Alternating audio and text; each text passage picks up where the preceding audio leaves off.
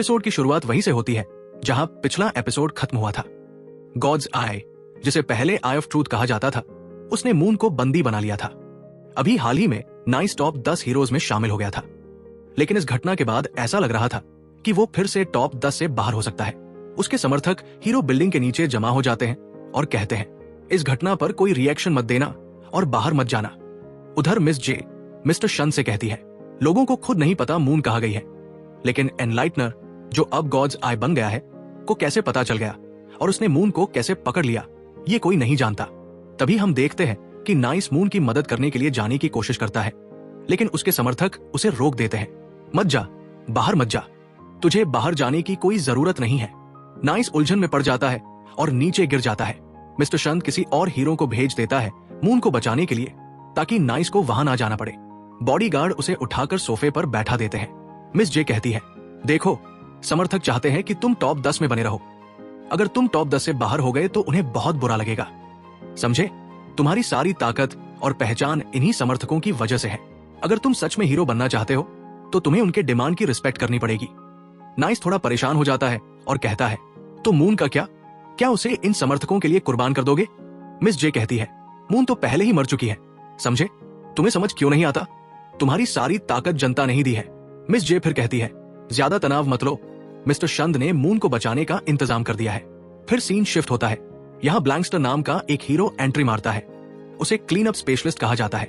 लोग उसे iron fist के नाम से भी जानते हैं। ब्लैंकस्टर गॉड्स आई का सामना करता है।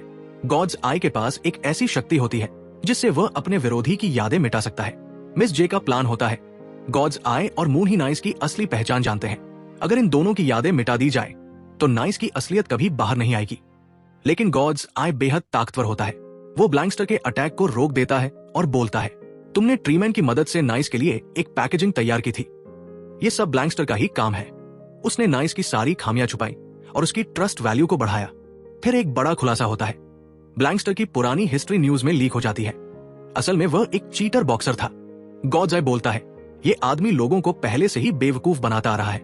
बॉक्सिंग के टाइम ये अपने ग्लव्स में मेटल प्लेट रखता था, जिससे आसानी से जीत जाता था। ये सुनकर गॉड्स आई कहता है, ब्लैंकस्टर की तरह ही नाइस का खेल भी अब खत्म होने वाला है। उसी समय ब्रॉडकास्ट सिग्नल बदल जाता है।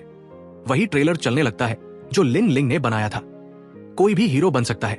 लिन लिंग को याद आता है कि उसे नाइस बनने की जरूरत नहीं, वो खुद भी हीरो बन सकता है। वो भागने की कोशिश करता है, लेकिन मिस जे कहती है, तुम अपने समर्थकों की वजह से यहां से नहीं जा सकते। नाइस कहता है, किसने कहा कि मैं नाइस हूं? मैं तो लिन लिंग हूं। जैसे ही वो लिफ्ट से नीचे उतरता है, उसका चेहरा और रंग नॉर्मल हो जाता है और उसे फ्लैशबैक में मून की बातें याद आती हैं।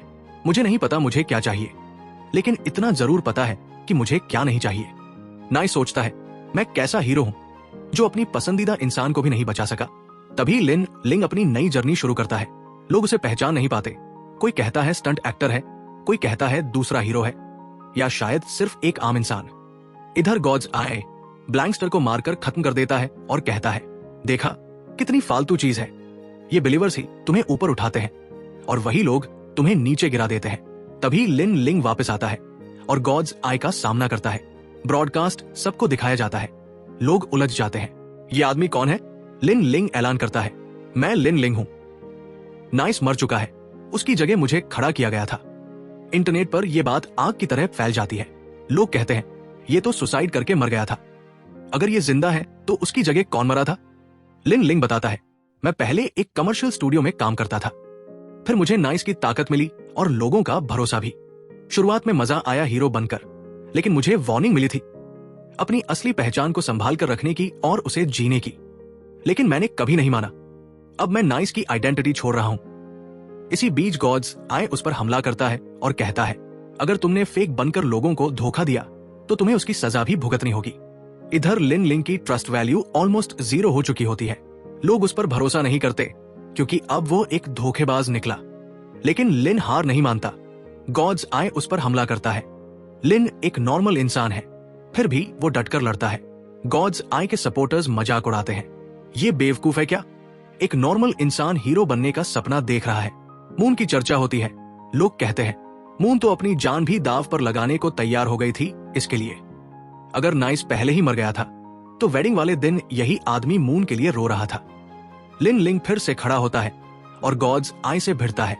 गॉड्स आई कहता है, तुम इस बात का सबसे बड़ा एग्जाम्पल हो कि लोग ही किसी को हीरो बना सकते हैं।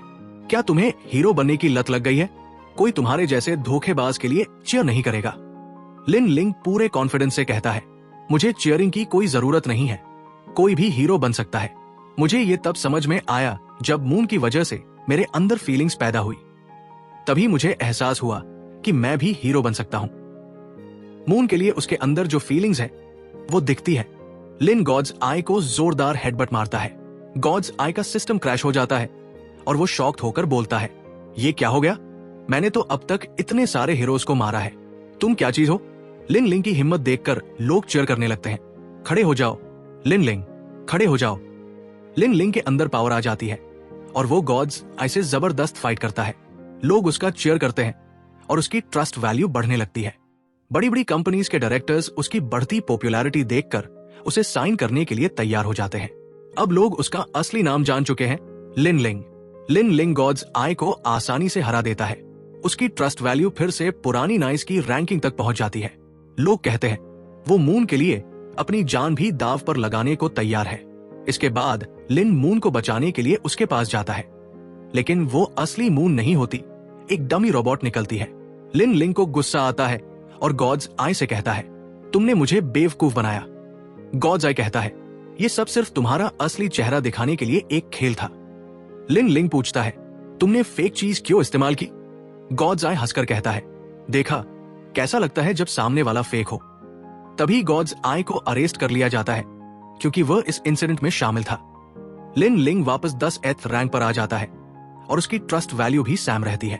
फिर सीन शिफ्ट होता है आयरलैंड में। मून समंदर के किनारे अकेली बैठी होती है, नारियल तोड़कर उसका पानी पी रही होती है। मून सोचती है, यार मैं हमेशा से अलग रहना चाहती थी। मुझे ऐसी जगह चाहिए थी जहां कोई मुझे न पहचाने, कोई मुझे परेशान न करे। लेकिन अब सब कुछ उल्टा हो गया है। वो बिल्कुल अकेली हो चुकी है। उसने SOS मैसेजेस लिखकर बॉटल्स में डालकर समुद्र में फेंके थे, लेकिन सब वापस लहरों के साथ लौट आए। उसके चेहरे पर उदासी और कंफ्यूजन दिखती है। शायद अब मुझे अपनी बाकी की जिंदगी यही बितानी पड़ेगी। तभी एक पोर्टल खुलता है और उसमें से लिन लिंग निकल कर आता है। लिन लिंग मुस्कुराते हुए बोलता है, अरे तुम तो जल्दीबाजी में अपनी गन भूल गई थी, लगता है छुट्टियों में मजे कर रही हो। मून हंसते हुए थोड़ी नाराजगी के साथ कहती है, नहीं यार, इतनी घटिया छुट्टी मैंने कभी नहीं बिताई।